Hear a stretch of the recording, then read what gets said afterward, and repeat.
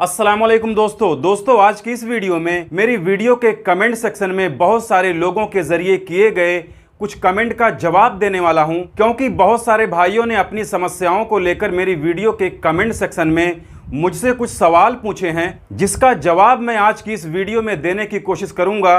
और साथ में ही कुछ लोगों ने जेद्दा में मौजूद इंडियन एम्बेसी का कॉन्टैक्ट नंबर मांगा है, क्योंकि इससे पहले वाली वीडियो में मैंने आप लोग को सिर्फ और सिर्फ रियाद में मौजूद इंडियन एम्बेसी का कॉन्टैक्ट नंबर बताया था। लेकिन जेद्दा या फिर जेद्दा के आसपास रहने वाले कुछ भाइयों ने जेद्दा में मौजूद इंडियन एम्बेसी का भी नंबर मांगा है, तो वो सारे नंबर भी आगे चल के इसी वीडियो में आपको बताने वाला हूं। बस आप लोग इस वीडियो के अंत तक बने रहिएगा। तो देखिए, वैसे तो मैंने ज्यादातर लोगों के कमेंट का जवाब वीडियो के कमेंट सेक्शन में ही दे दिया है, लेकिन कुछ ऐसे सवाल होते हैं जिनका जवाब विस्तार से कमेंट सेक्शन में दे पाना बड़ा ही मुश्किल होता है। तो आज की इस वीडियो में आप सभी लोगों के जरिए पूछे गए उन सभी सवालों का जवाब पूरी तफसील से यानी विस्तार से बताने की कोशिश करूंगा। इसके अलावा भी अगर किसी का कोई सवाल रहेगा तो वो बेझिझक मेरी वीडियो के कमेंट सेक्शन में कमेंट करके पूछ सकता है, जिसका भी जवाब मैं अपनी तरफ से देने की पूरी कोशिश करूंगा। तो सबसे पहला कमेंट है रामलाल भाई का।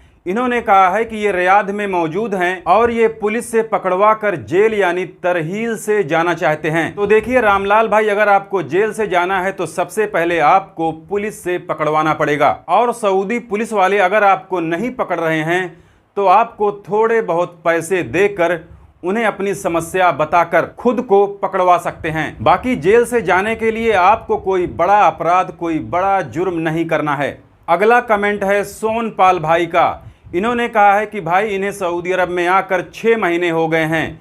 ये एक सप्लायर कंपनी में है जहां पर इन्हें काफ़ी दिक्कत हो रही है। इनके पास इनका इकामा है, पासपोर्ट है, लेकिन इनकी सैलरी कम है और इन्हें काफ़ी परेशानी हो रही है, जिस वजह से ये अपने मुल्क वापस जाना चाहते हैं। तो अब ये क्या करें? तो देखिए, इसमें करना कुछ नहीं है। अगर आपको अपनी कंपनी में काम नहीं करना है तो आप अपना काम रोक कर अपने रूम पर बैठ जाइए, जिसके बाद शायद आपकी कंपनी आपका खुरूज निहाई लगा दे। लेकिन अगर फिर भी आपकी कंपनी खुरूज निहाई नहीं दे रही है तो आप अपनी कंपनी से भाग सकते हैं, जिसके बाद आपकी कंपनी आप पर हुरूब लगाएगी। और जैसा कि आपने बताया है कि सऊदी अरब में आकर आपको अभी सिर्फ 6 महीने ही हुए हैं, तो 1 साल के अंदर वालों पर अगर उनकी कंपनी, उनका कफील इनक़ता अनल अमल लगाता है तो उनके पास में एक ही ऑप्शन बचता है कि उन्हें 60 दिन के अंदर खुरूज निहाई लगवा कर सऊदी अरब छोड़ना होगा। नहीं तो फिर वो 60 दिन के बाद सऊदी अरब के अंदर इल्लीगल हो जाएंगे, और इल्लीगल होने के बाद किसी भी तरह से अपने मुल्क वापस जाने पर आप पर एक लंबे समय के लिए बैन लग सकता है। तो आपके पास में वापस जाने के यही 2-3 ऑप्शन हैं। या तो आप अपनी कंपनी से बात करके खुरूज निहाई लगवा लीजिए, और अगर आपकी कंपनी आपका खुरूज निहाई नहीं देती है तो आप काम बंद करके अपने रूम पर बैठ जाइए। फिर भी अगर आपकी कंपनी आपका खुरूज निहाई नहीं लगाती है तो आप अपनी कंपनी से भाग जाइए, जिसके बाद आपकी कंपनी आप पर हुरूब लगाएगी। हुरूब लगने के बाद आप एम्बेसी चले जाइए, वहां से एक पेपर लीजिए, वो पेपर लेकर आप लेबर ऑफिस चले जाइए।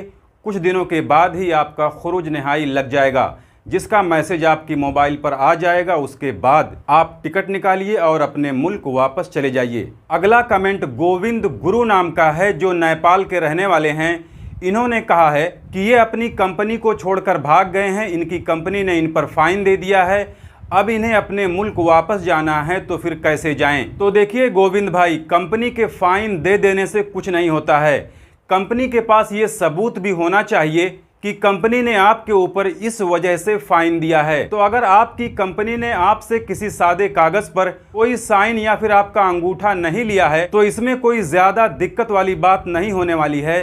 लेकिन आपको अपनी कंपनी पर उस फाइन के लिए केस करना पड़ेगा कि आपकी कंपनी ने आप पर झूठा जुर्माना लगा दिया है। लेकिन अगर आपकी कंपनी ने आपसे किसी सादे कागज पर या फिर किसी ऐसे कागज पर जिसमें लिखा क्या हुआ था आप नहीं समझे थे, उस पर अगर आपने साइन किया होगा या फिर अंगूठा लगाया होगा तो आप एक बड़ी दिक्कत में फंस सकते हैं। बाकी अगर आपको लगता है कि आपने कंपनी के कहने पर किसी सादे कागज पर कोई साइन या फिर अंगूठा नहीं लगाया है तो इसमें कोई दिक्कत वाली बात नहीं है और कंपनी के झूठे केस को आप लेबर कोर्ट में चैलेंज कर सकते हैं या फिर आप अपने देश की एम्बेसी से कांटेक्ट कर सकते हैं।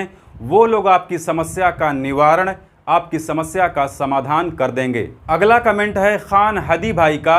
इन्होंने कहा है कि इनका इकामा एक्सपायर होकर 4 दिन हो गए हैं, ये अपने कफील से भागे हुए हैं, अब ये घर जाना चाहते हैं, तो ये घर कैसे जाएं? तो देखिए, अगर आपके कफील ने आपके ऊपर कोई केस नहीं किया है और आपका सिर्फ और सिर्फ इकामा एक्सपायर है, तो आपके पास घर जाने के 3 तरीके हैं। पहला तरीका एम्बेसी है, दूसरा तरीका तरहील सेंटर है और तीसरा तरीका, अगर आपके ऊपर कोई केस नहीं है तो आप लेबर ऑफिस से भी खुरूज नहाई अप्लाई कर सकते हैं। लेकिन अगर आप चाहें तो दूसरी जगह नकल कफाला भी ले सकते हैं, क्योंकि आपका इकामा एक्सपायर हो चुका है। अगला कमेंट अजामुल बारी भाई का है। इन्होंने कहा है कि इन्हें सऊदी अरब में आकर 1 साल 6 महीने हो गए हैं, लेकिन इनके कफील ने अभी तक इनका इकामा ही नहीं बनाया है, तो क्या ये दूसरी जगह नकल कफाला ले सकते हैं? तो हाँ, आप दूसरी जगह नकल कफाला ले सकते हैं। अगला कमेंट शोएब अहमद भाई ने किया है। इन्होंने कहा है कि ये अपना फाइनल एग्जिट एम्बेसी से अप्लाई किए हैं,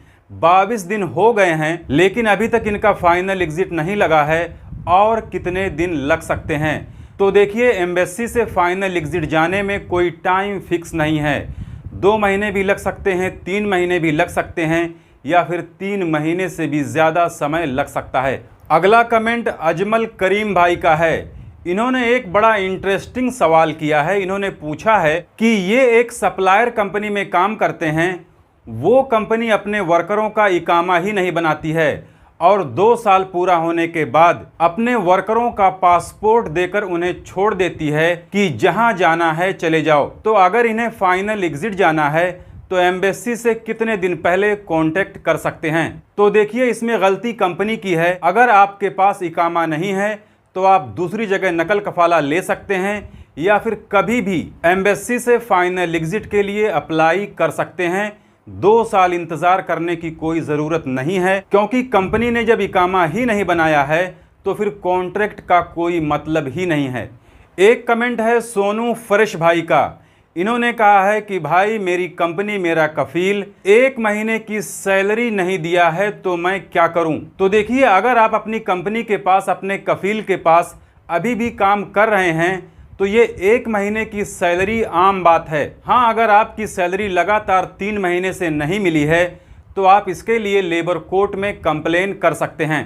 अगला कमेंट है एमडी कादिर रहमानी भाई का। इन्होंने कहा है कि इन्हें सऊदी अरब आने से पहले 1400 रियाल सैलरी बताई गई थी, लेकिन सऊदी आने के बाद इनकी सैलरी सिर्फ 1200 रियाल दी जा रही है और अब इनका इकामा भी बन गया है, तो ये दूसरी जगह नकल कफाला कैसे ले सकते हैं? तो देखिए भाई, कहने सुनने से कुछ नहीं होता है। जब आपने अपने कॉन्ट्रैक्ट पर साइन किया था तो उसमें देखना चाहिए था कि आपकी सैलरी कितनी लिखी हुई है। जो सैलरी आपके कॉन्ट्रैक्ट में लिखी हुई है और आपने उस कॉन्ट्रैक्ट पर साइन किया है, तो अब कानूनन आपकी सैलरी वही मानी जाएगी। और रही बात नकल कफाले की, तो 1 साल पूरा होने से पहले आप दूसरी जगह नकल कफाला भी नहीं ले सकते। अगला कमेंट है अमीनुद्दीन भाई का। इन्होंने कहा है कि भाई, इन्हें सऊदी अरब में आकर अभी 3 महीने हुए हैं। ये हाउस ड्राइवर के जॉब पर आए हैं, लेकिन इनका कफील ससुरा इनसे हर रोज 4 गाड़ियां धुलवाता है, वो भी धूप में। तो देखिए अमीनुद्दीन भाई, सऊदी अरब के अंदर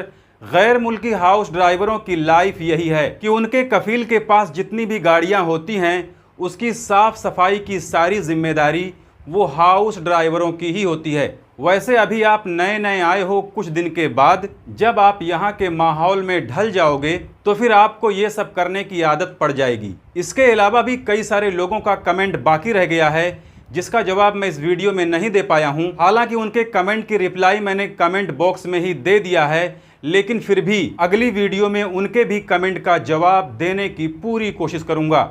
और लास्ट में आप लोगों से कहना चाहता हूँ कि जिन भाइयों ने जेद्दा के अंदर मौजूद इंडियन एम्बेसी का नंबर मांगा था, वो लोग यहाँ स्क्रीन पर दिए हुए जेद्दा में मौजूद इंडियन एम्बेसी का नंबर नोट कर सकते हैं, जिसमें वहाँ का mobile number, WhatsApp number, toll free वगैरह सारे नंबर यहाँ पर आपको मिल जाएंगे। इसके अलावा भी अगर किसी का कोई सवाल है तो वो बेझिझक वीडियो के कमेंट सेक्शन में कमेंट कर सकता है, जिसका जवाब मैं अपनी तरफ से देने की पूरी कोशिश करूंगा। तो फिलहाल आज की इस वीडियो में बस इतना ही, मिलते हैं फिर अगली वीडियो में, तब तक के लिए इजाजत दीजिए। खुदा हाफिज।